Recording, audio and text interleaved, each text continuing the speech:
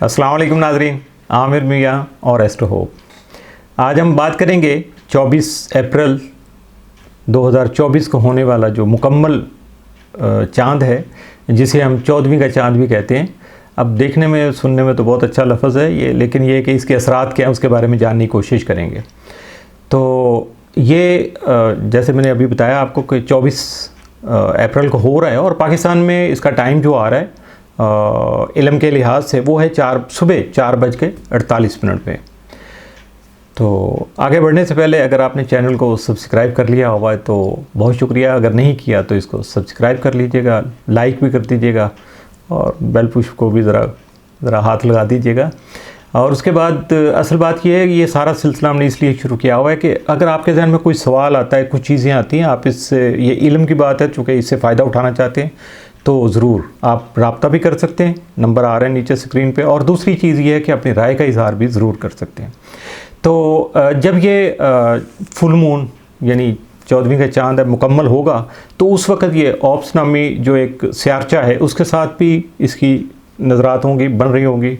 और उसके साथ ये जो स्यारचा है ना, इसको ख़ासी जो तवील मुश्किलात जो हैं उसके बाद आने वाली जो आसानी है, या इसकी वजह से कह लें, इसके असरात की वजह से जो आसानी आती है तो उसके साथ इसको मंसूब भी किया जाता है।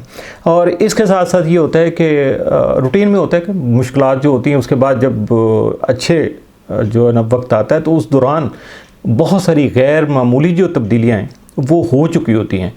तो ये स्यारचा जो है इसके असरात की वजह से जो खुशगवार अंजाम है उसके साथ मंसूब है, अल्लाह करे कि ऐसा ही हो। और इसके साथ साथ ये है कि ये जब चाँद मुकम्मल होगा तो उस वक़्त जो है वो जोनो और वेस्टा नामी जो स्यारचे हैं उनके साथ इसकी ट्राइन बन रही होगी, यानी तसलीस बन रही होगी। और ये जो तसलीस बनेगी ना, ये भी लंबी मुश्किलात के बाद जो अच्छा आने वाला वक्त है ना उसी को इंडिकेट करती हैं।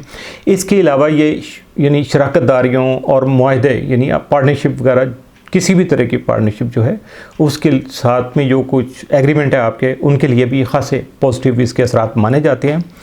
और अगर आप कुछ लंबी मुद्दत के लिए ना, कुछ फॉर द लॉन्ग रन कोई आप एग्रीमेंट कर रहे हैं या कोई काम ऐसा कर रहे हैं, कोई प्रोजेक्ट ऐसे शुरू कर रहे हैं और उसके साथ आप अपने आप को, आपकी कमिटमेंट होनी चाहिए, अपने आप को कमिट कर रहे हैं, नथी कर रहे हैं पक्का पूरी डिवोशन के साथ, तो फिर ज़रूर कीजिएगा। ये टाइम जो है बहुत पॉजिटिव होगा और इसके असरात आपको ज़्यादा फ़ायदा देंगे।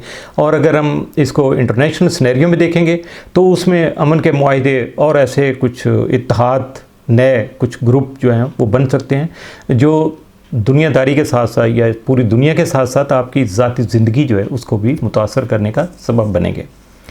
गुज़श्ता साल जो है ना, पिछले यानी 2023 में 13 नवंबर को जो बुर्ज अकरब में नया चाँद जो है ना वो तुलू हुआ था और इस वक्त जो है ना मुकम्मल हो रहा है। तो तब से लेके अब तक अगर आप देखें तो आपको अपनी ज़िंदगी में बहुत सारी उलझनें आपके सामने आई होंगी, उसका आपने, और ऐसी उलझनें भी हो गई जिनका सर पैर भी आपको नहीं मालूम हो सके होगा। शायद मैं भी उनमें शामिल हूँ जिनको उन गुत्थियों को सुलझाने की कोशिश के बावजूद उसका सर पैर नहीं मिला होगा। लेकिन अब हालात जो है ना वो वाज़ेह होना शुरू हो जाएंगे और आपको समझ आना शुरू हो जाएगा कि ये हालात किस जानिब जा रहे हैं और आपको कौन सा सिरा पकड़ना है, किस तरह से डोर हिलानी है ताकि इन मामलात को सीधा किया जा सके। ये मैं समझाने के लिए आपको ऐसी बातें कर रहा हूँ। वैसे तो जनरली ये है कि हालात जो है ना वो खासे बेहतर होना शुरू हो जाएंगे, आपको समझ आना शुरू हो जाएंगे, वजाहत आ जाएगी। और यही चीज़ जो है वो अगर हम इंटरनेशनल जो है ना सिनेरियो में देखेंगे, इंटरनेशनल हालात के मुताबिक, तो उसमें भी यही चीज़ सामने आएगी। आलमी जो इस वक्त उलझने इस वक्त चल रही हैं तो उनको सुलझाने में भी जो है ना वो ख़ासी आसानी जो है ना वो नसीब होगी, आ जाएगी आसानी।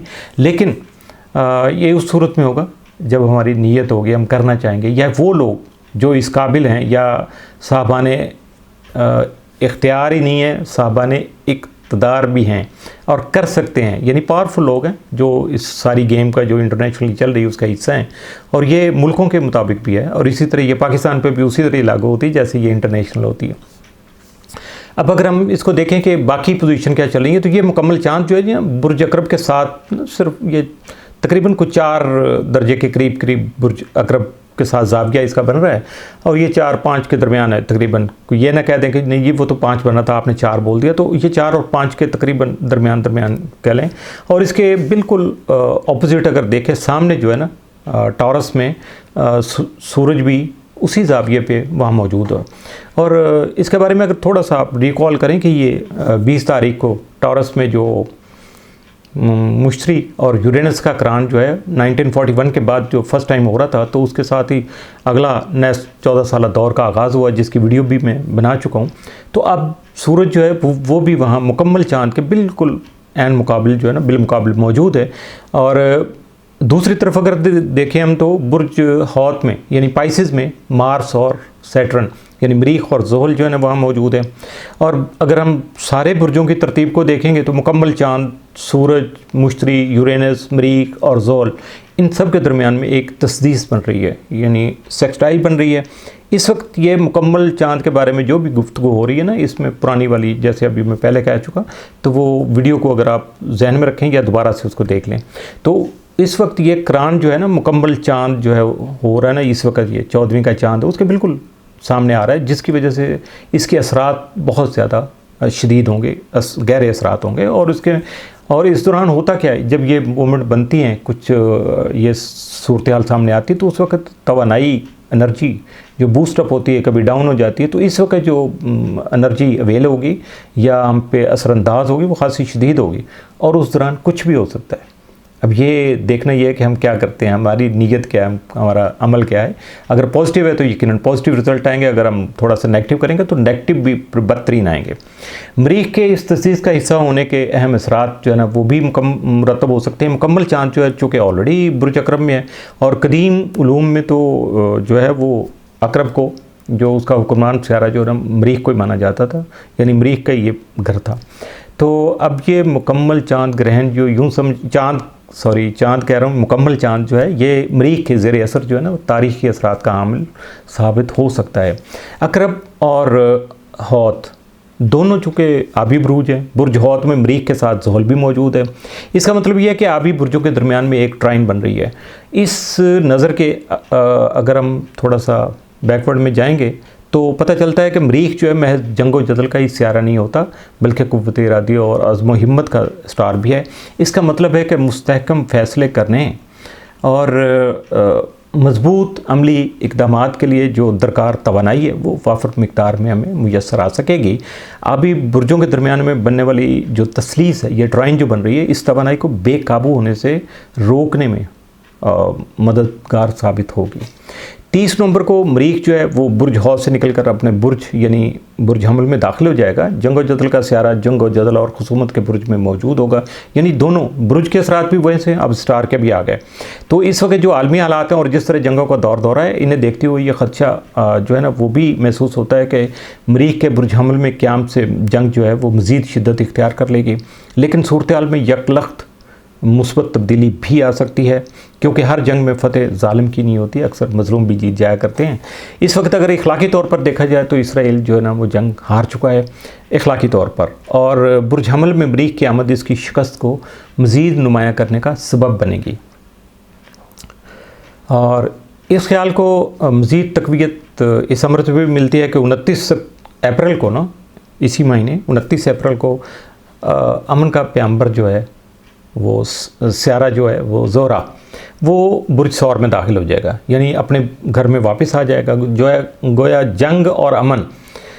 और उसके साथ साथ जंग के जो पैगंबर हैं, अलंबरदार हैं, यानी मरीख, वो अपने हाउस में मौजूद होगा, जो है ना वीनस या ज़ोहरा जो है वो अपने घर में मौजूद होगा, यानी जंग और अमन दोनों लगभग बराबर हो जाएंगे।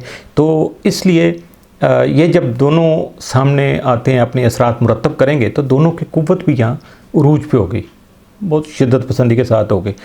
तो इसलिए इसको कह सकते हैं हम कि दोनों तरफ ये रवायती तौर पर एक दूसरे के साथ जो है ना मुखालिफ स्टार हैं, लेकिन तामन भी बहुत ज़्यादा है इनमें, आपस में कशिश भी बहुत है। हमल का जो मोहब्बत का जो स्टार है बुर्ज हमल का, वो ऑलरेडी वीनस है, यानी ज़ोहरा है, और यूँ मरीख और ज़ोहरा के दरमियान में एक ख़ास तरह की खैर सगाली और कशिश हमेशा की तरह मौजूद रहेगी, रहती है चूँकि, और इस वक्त भी आपको उसके असरात नज़र आएंगे।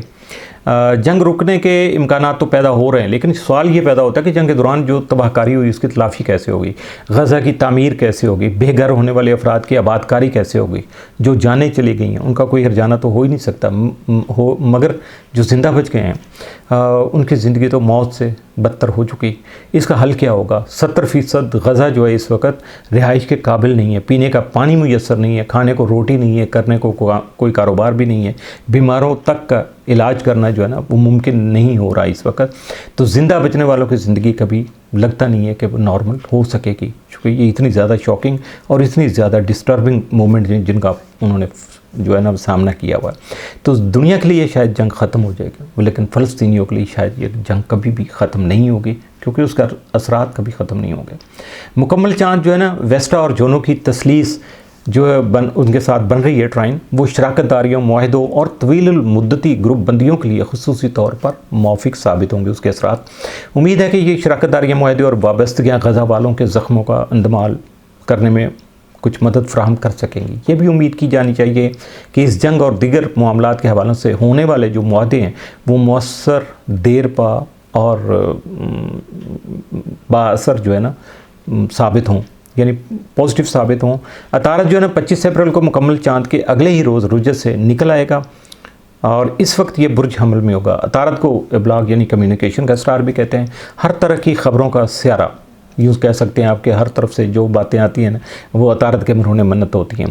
तो कह सकते हैं कि पसे पर्दा जो भी कुछ हो रहा है, जो बातें हो रही हैं, जो मामलात चल रहे हैं, उनकी थोड़ी बहुत सुनगिन तो हमें मिलती रहती है। कभी हम अफवाह समझ लेते हैं, कभी समझते हैं कि हाँ जी ये सोर्स बहुत अच्छा है, लेकिन ये जो है जब ये रुजत से निकल आएगा तो उसके बाद छुपी हुई ख़बरें जो हैं वो आपके सामने आना शुरू हो जाएंगी। हमें अक्सर बातों के बारे में बहुत कुछ पता चल जाएगा।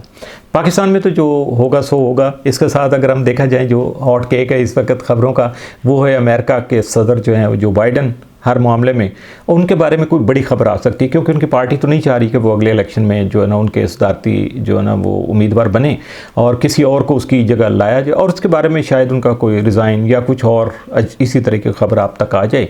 और ऐसी ही खबर कोई पाकिस्तान के बारे में या पाकिस्तानी जो सियासी हालात के बारे में भी आ सकती है, और इस पर नज़र रखिएगा। मैं इससे ज़्यादा कोई बात नहीं कर पाऊँगा, बस समझने वालों के लिए इशारा काफ़ी है। तो बाकी जो बुरूज वाइज इसके असरात हैं, आप कहेंगे कि वो कहाँ हैं, तो वो आप वेबसाइट पे जाके पढ़ सकते हैं। हर बुर्ज के बारे में तफसील से उसके जो है ना वो असरात वहाँ जो है ना वो अपडेट कर दिए गए हैं, तो आप उनको पढ़ सकते हैं। इसके साथ ही इजाज़त चाहूँगा। अल्लाह हाफिज़।